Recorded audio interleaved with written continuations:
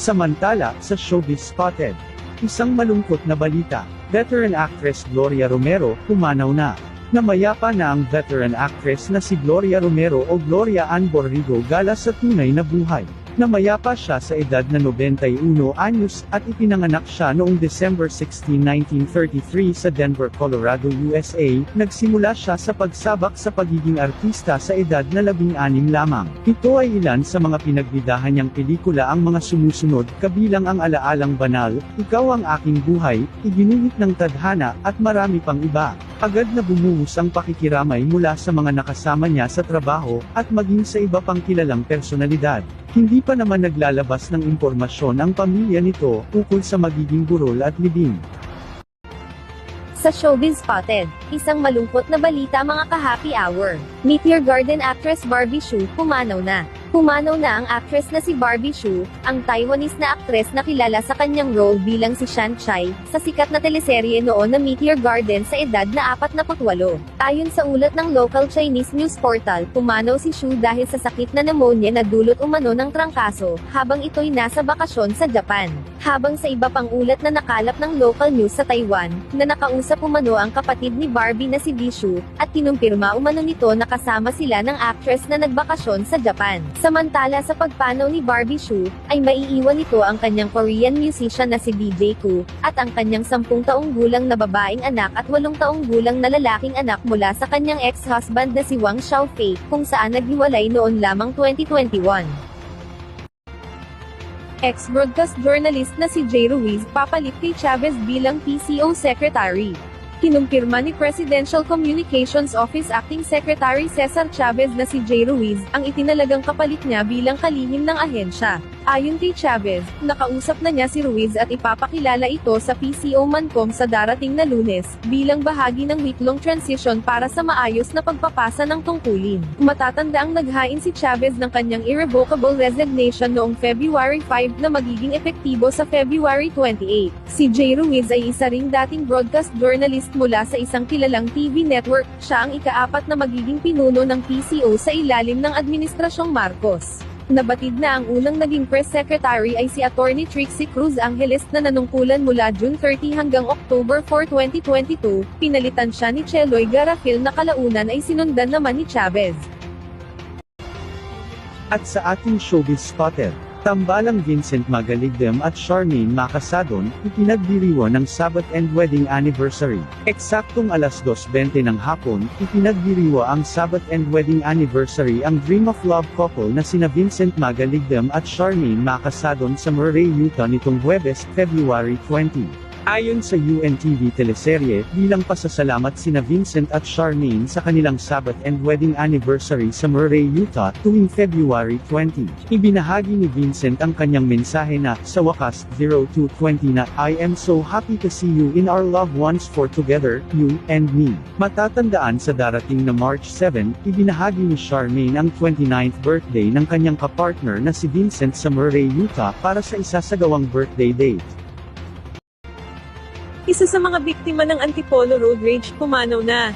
Pumanaw na ang isa sa mga biktima ng pamamaril dahil sa away trapiko sa lungsod ng Antipolo. Kinumpirma ni Antipolo City Police Chief Lieutenant Colonel Ryan Manongdo, ang pakasawi ng biktima na nagtamo ng tama ng bala sa ulo. Dahil dito, ay kanilang babaguhin ang kasong frustrated murder ang nasabing laban sa namaril na sospek. Nasa mabuting kalagayan naman ang dalawang iba pa, maging ang asawa ng biktima na kanyang natamaan sa pamamaril. Magugunitang nagkaroon ng alitan ng 28 anyos na sospek sa mga biktima na nagresulta sa suntukan sa kahabaan ng Marcos Highway sa sitio Kalumpang Barangay San Jose. Naaresto ang sospek sa isinagawang hot pursuit kung saan nabawi ang baril na ginamit ang maging sasakyan. Dagdag pa ni Manongdot na kahit na lisensyado ang baril ay wala naman itong permit to carry dahil sa ipinapatupad na election gun ban. Samantala, COMELEC tiniyak na hindi mapapasok ng hackers ang kanilang online OFW voting.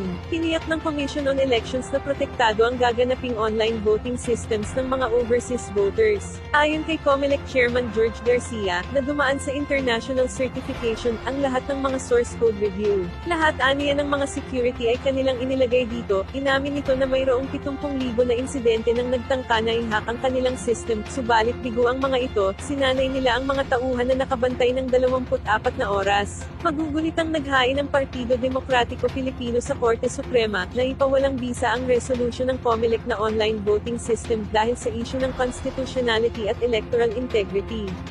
Sa Showbiz Spotted, OPM veteran na si Haji Alejandro, pumanaw na sa edad na 70. Pumanaw na ang original Filipino music veteran na si Haji Alejandro sa edad na 70, kilala sa kanyang kantang Kay Ganda ng Ating Musika. Kinumpirma ito ng kanyang pamilya sa pamamagitan ng isang pahayag kung saan iniling sila ng privacy habang nagluluksa. Naiulat na si Alejandro ay 70 taong gulang at matagal nang lumalaban sa stage 4 colon cancer na kumalat na sa kanyang baga at atay. Noong December 26, 2024, ay ipinagdiwang pa niya ang kanyang kaarawan kasama ang mga mahal sa buhay. Tinaguri ang kilabot ng mga kolehiyala, ang singer na nagsimula sa industriya bilang miyembro ng circus band, na pinagmulan din ng ilang OPM legends gaya nina Basil Valdez at Tilly Moreno.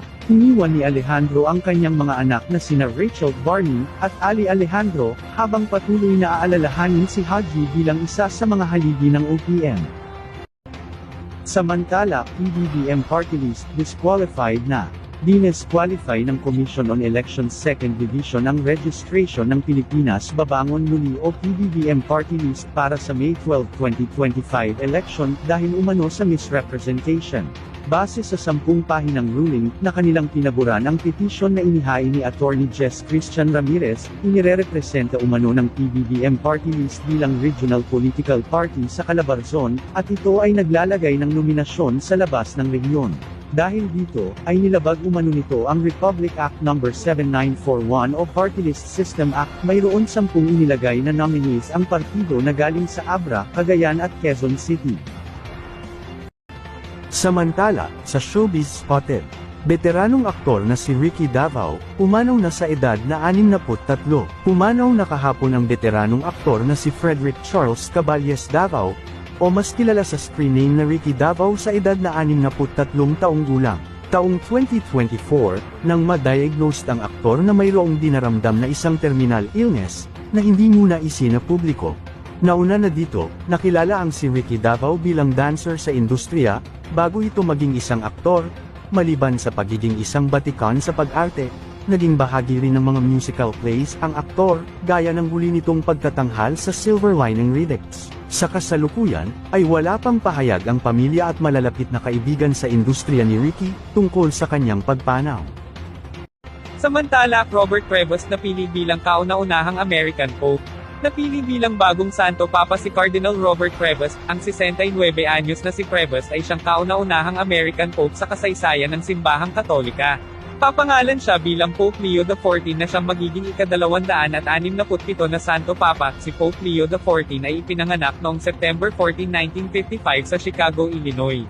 Taong 2023, nang italaga siya ni Pope Francis bilang Prefect of the Dicastery for Bishops, at Pangulo ng Pontifical Commission for Latin America.